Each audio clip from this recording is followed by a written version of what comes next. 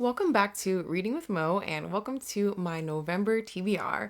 So, for the month of November, I am going to be taking place in nonfiction November. I don't think that it's really like an official thing anymore, but I still want to try and incorporate some more nonfiction into my reading schedule than I normally would. And so, besides nonfiction November, I don't really have any other set reading plans for the month except for one buddy read. So, I'll go ahead and start with that book first. And that book is 3/5 by John Vircher. I'll be reading it with a group of other book influencers that I've been paired with, and there's like a whole reading schedule that we have to follow. Sometime in early November, there's going to be this author online event where we get to hear John Vircher talk about his book, maybe even ask him some questions, so that'll be cool. I hadn't heard of this book, I don't think, before they had sent out this promo group thing to read the book. This book takes place in Pittsburgh in 1955. We're following our main character who is mixed but has been passing for white his whole life. This actually becomes dangerous for him because of some people that he starts to associate with and because he's kept his identity a secret. This book isn't too long. It's just about 200 pages and we have all month to read this book. I can't wait to read this book and get to discuss it with all my other buddies. Let's talk about the books that I'm currently reading right now.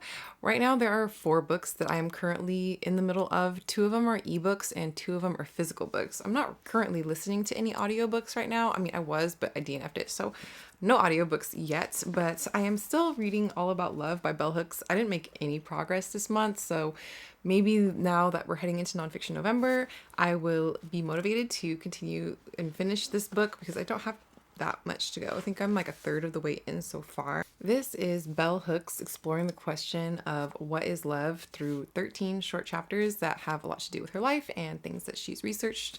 And I've found it interesting so far. I just haven't had a chance to get back into it. Then we have The Republic of Thieves by Scott Lynch. This is the third and not the last in the series, but the last that's available right now of this series in a fantasy series. I talked about this a few times lately.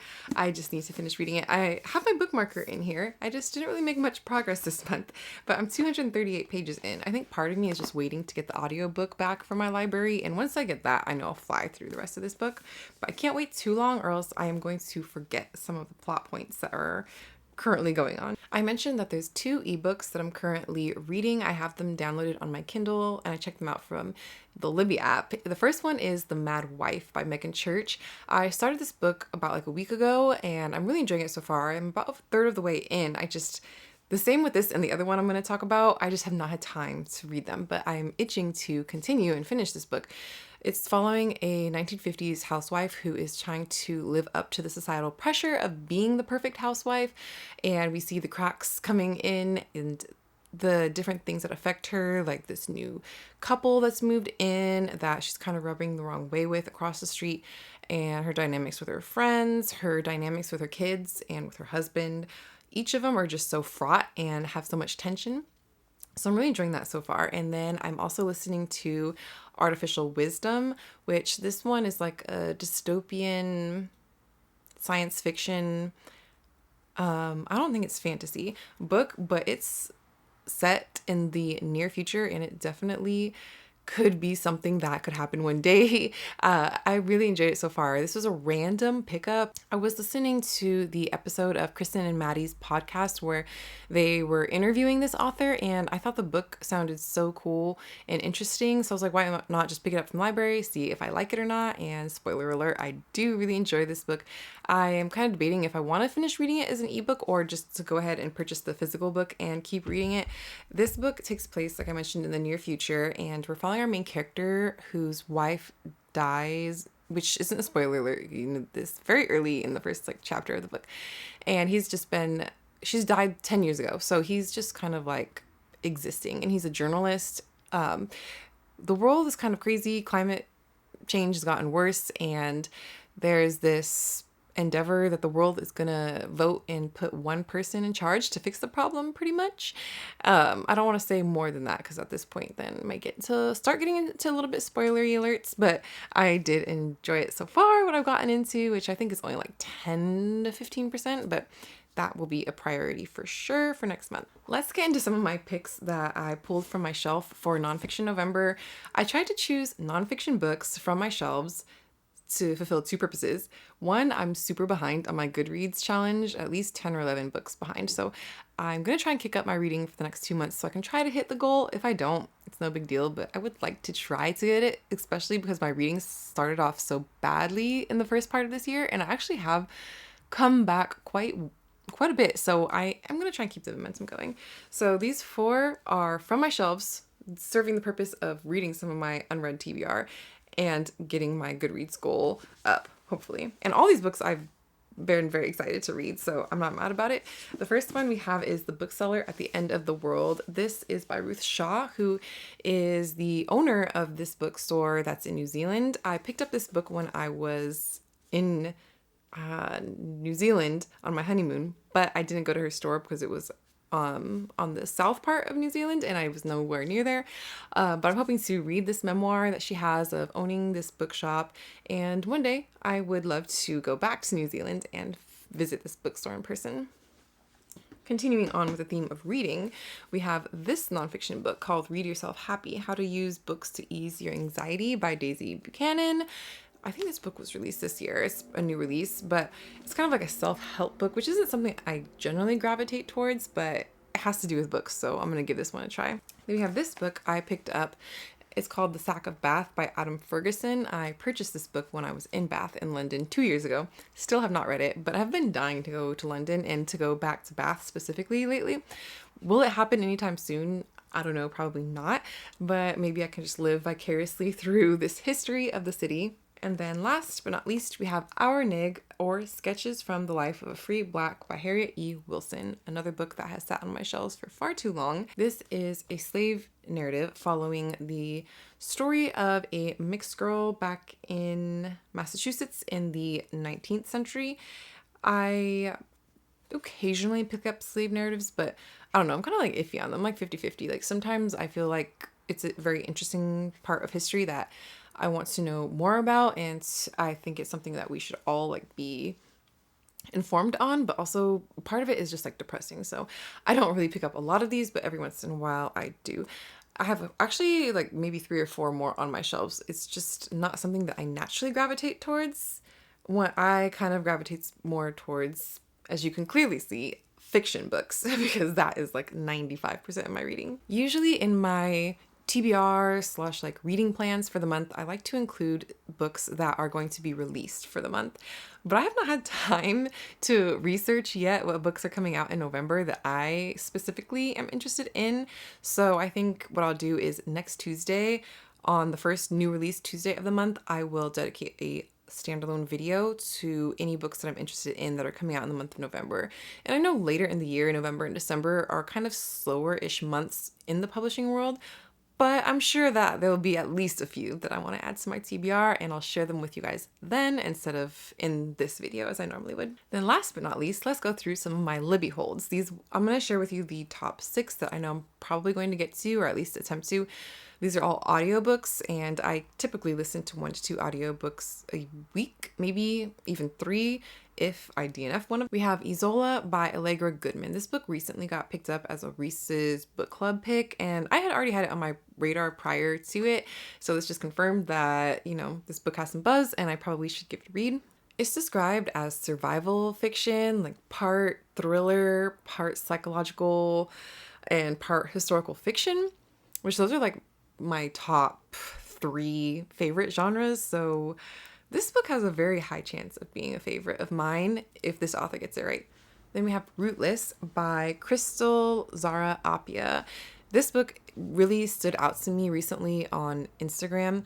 I was going through all my saves because I'm always saving books on Instagram, and I'm actually trying to read those books instead of just like saving them and letting them go to die somewhere in a random folder on my Instagram saves. So this book I pulled from that list, and I seen that my library had a copy I could download immediately, and I want to purchase this book because I love the cover, but I'm going to read it first. So I actually make sure that I'm going to keep it on my shelves before I spend money on it. This novel follows the story of a marriage in crisis. Our main couple that we're following here, they live in London. The husband gets home and he finds like there's money missing from his bank account. His wife is missing. Oh, and apparently she's 5,000 miles away and she went back to Ghana, which I believe is where she was originally from. I'm not sure if he was. I don't think he was. I think just the wife was from there. But supposedly they're this picture perfect couple, but as we're learning, we get to find out they definitely have some cracks in their marriage. Similar to the last book, I have Las Mages by Esmeralda Santiago. And with this book, it's another one that was a cover save on Instagram instead of just immediately buying it, which is my strong inclination. I decided to listen to the audiobook first, make sure that I like the book before spending money and putting it on my shelves, or spending money and letting the book sit on my shelves for a ridiculous amount of time. This novel follows a set of 5 women who are very close-knit, and with their daughters, they've created a family based on friendship and blood ties. It takes place in Puerto Rico in 1975, or at least that's where the story starts. We are following multiple different timelines. It jumps around up to 2017. I always am drawn to books like this, but I'm 50-50 on whether I like them or not. I do love a good multi-generational saga, but sometimes I find when we're following too many different characters, like the author's writing has to be really high caliber to be able to get me to actually be invested in everybody's storylines and what's going on. Lastly, of my audiobooks through Libby, I have 3 other ones that I'm on hold for that I know are available soon and that I will be able to check out within the next week or 2. I have the 3rd book, Can't Get Enough by Kennedy Ryan, and this is the final book in her series. Oh, what was the name of this series? The Skyland series, something like that. And so I've been waiting for the audiobook for this one to come through. Another book that I found from Instagram that's on my radar, I decided to just listen to it. And I think it's also a mystery or suspense. And those books I typically don't end up wanting to read again. So I figured let's just get the audiobook and not spend money and have it sit on my shelves. So this one is a newer release. It's a Read with Jenna book pick, and it's called Happy Wife by Meredith Lavender and Kendall Shores. I wish I had read this book more in the summer, but here in Florida, it's like summer all the time anyway. So I don't think I'm missing out on that much. And the fact is, this book is set in Florida. So it's also another reason why I was drawn to this book. If you guys didn't know or didn't see my update, I did move from California to Florida this year. And lately I've just been kind of drawn to books that are set in Florida. We follow this couple who get married and they have like a huge age gap. So that kind of like sets some scandal going on within their community. When the husband disappears the morning after his wife threw this big like birthday event for him, it's definitely very suspicious. And the suspenseful part is what happened to Will, the husband. And then finally, last but not least, we have The Art of Vanishing by Morgan Pager, another book from my Instagram saved list. I need to be reading books on my shelves, but at least this is helping me read books and potentially save money. So that's a plus. This book is a love story between a museum employee and the man in a masterpiece hanging on the walls. So it kind of has some like magical realism going on here. This book I am so iffy on because I am not a huge romance reader. I'm not even hugely into magical realism, but something about this book drew me to it, and I just checked out the audiobook because why not? It's only 8 hours long, and if I start it and I really don't like it, I have no incentive to really have to finish it, but I want to at least give it a try. And I do really love the cover on this one. It's something that also drew me into wanting to read this book. So those are my plans for November. I feel like at first when I sat down to record this that they weren't that ambitious, but after talking through all of this with you guys, it's pretty much ambitious as usual. I am going to read as much as I can in November, but I feel like I am kind of limiting myself a little bit because I really want to be more active on all of my book social media accounts. That's my TikTok, Instagram, and Twitter. Where did that come from? My TikTok, Instagram, and YouTube. I'm going to be trying to post multiple times a day on each platform all through November, just because I have been wanting to do this for a long time. It's just like, you have to make the time. I always say I don't have the time, which is true. I really don't have the time, but I'm going to make time over the next few months because I really miss being more active online.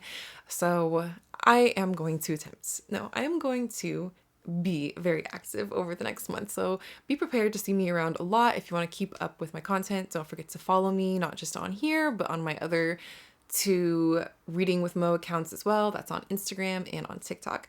But that's it for today. Let me know about your guys' reading plans for November if you have anything special going on.